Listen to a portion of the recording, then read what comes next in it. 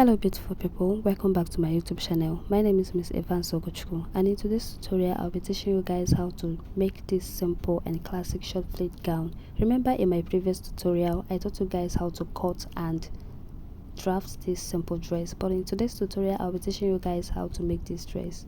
If this is your first time seeing my video, I appreciate you stopping by. You are highly welcome. Please click on the subscribe button.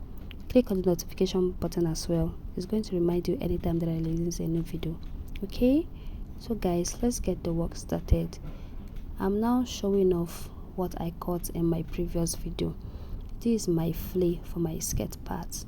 I know that most of you will be wondered why I didn't put my zipper allowance in my skirt parts. I didn't do it because I'm going to be inserting my zip in my shaping allowance. Okay, this is my front piece. Of course, I made each side, I doubled each side except my back piece.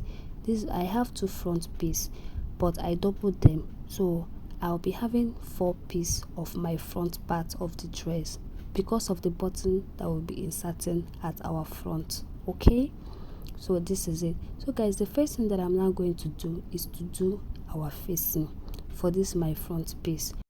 Guys, you can start with any side of your choice. As for me, I'm starting from my right side. Okay, so guys, the first thing I'm going to do is to sew it from the inside, which is also called our facing. I'm now trying to make our facing for the two front piece. Okay, sew it from the inside, from the neckline down to where you are going to be inserting your button. Guys, I think I'm now done with the facing. Remember, the stitching was done starting from the neckline to my half cut. Okay, so guys, remember to lock up your stitching as well. Then the next thing that I will do is to stitch the remaining parts from the outside, my two side fronts. Of course, the center fronts, I've done the facing for the center front. Then the two side fronts that are remaining, I'm going to stitch them from the outside. Then I'll also insert my darts. Alright, so let's get into the sewing section. Guys, I think we are done inserting the dart and stitching from the outside. Guys, please make sure that your stitching are locked. There is no open space again for this front part of the dress. This allowance that is remaining at the center front is where we will be attaching our button. Okay, so guys, let's now join our half cut. But before joining our half cut, we are going to stitch our buttonhole space together, then make a tiny notch to indicate our center. This will enable us to join in our flay effortlessly without any mistake. Okay, so let's get into the sewing section. Guys, I think I'm done with joining of our flay. This is how it looks like for the front piece of the dress.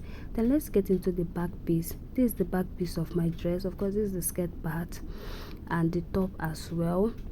The first thing we are going to do is to do our facing for our back pattern. Okay, this is it. We are going to stitch it. After stitching, then we lock up our stitches, then insert our dart as well.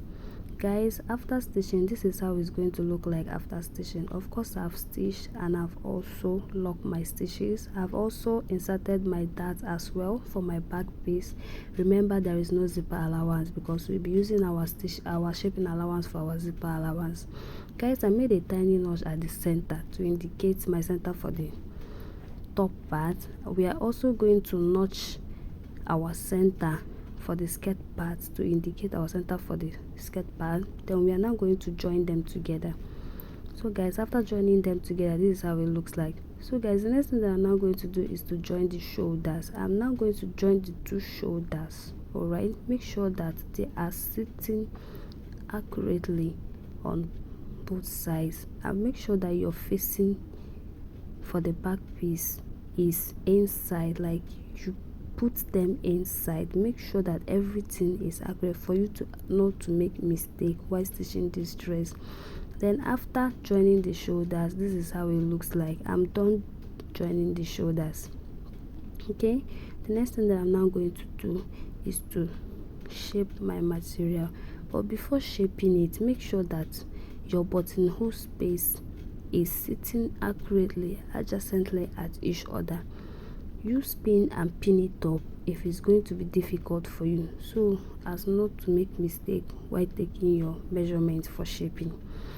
Coming down to my measurement, my bust measurement is 36 inches. When you divide 36 by 2, it's going to give you 18. Mark that 18, then count the remaining inches after that 18. For mine, it is 3 inches. Divide the 3 inches by 2, anything it give you. Place your tape after that 18 inches and mark your 1.5 inch.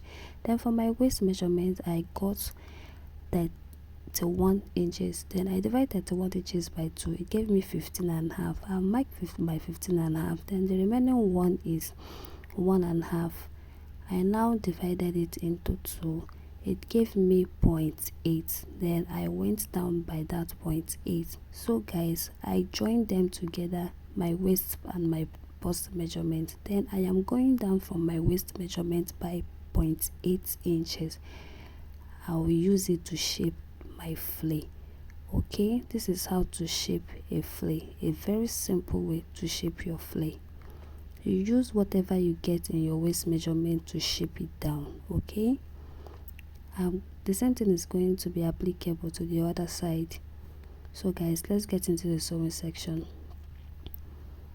For my sleeve, I folded my sleeve length first. I wanted my sleeve length to be 9.5. I've folded it, guys. Please, you can fold it to any length of your choice. Like mine, I want mine to be 9.5 inches. Of course, I've folded it. I'm going to attach it to the dress as well. Then for my hemming, I hemmed my dress. But before hemming your dress, make sure you measure your dress at any length you want it to be. That is where your hemming will stop. Okay, I've finished hemming my dress, and the next thing that I'm now going to do is to insert my button one after the other. I'll be putting my button one after the other where I made my buttonhole space. So guys, this is how it's going to look like after fixing my button. Okay, please guys, give this video a thumbs up if you like what you saw. I'll be seeing you in my next video. Thank you so much for watching. Bye.